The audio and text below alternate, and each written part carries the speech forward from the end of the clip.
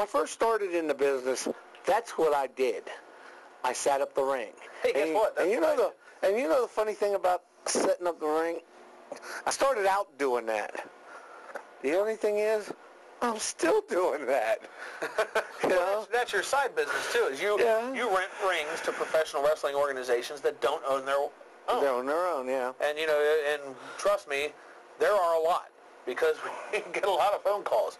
Yes. There are many here in Pennsylvania alone that we've worked for over the years. I can name 6 of them right off the top of my head. And gosh, let's see. I've worked for a dozen promotions or so. I know that you've worked for dozens and dozens. Eric's worked for, what, 3 or 4? 3 or 4. And but that's just because you haven't been in the business as long. No. And as time goes by, that'll come to pass as well. But I tell you what, folks, there's a lot of fun to be had on an indie wrestling show. You can go out, you can take your kids, you can have a whole night for just a few dollars because, most of your indie wrestling tickets are like anywhere between $10 and $15. Some charge more, but if you're on a budget, you know where to go. Yep. Absolutely. Eric, coming back to you a little bit, your creative side. I know that you have for a long time have wanted to get into more of the creative end of wrestling. Where do you see wrestling going in the next 5 years? Well, in the next 5 years, probably not much of a change. I wish there would be.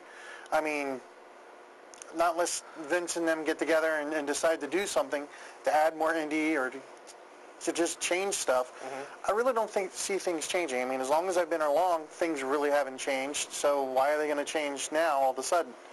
Something needs to happen. Somebody's going to have to get off their high horse and say, hey, let's bring these guys in. They're indie, but they're talent.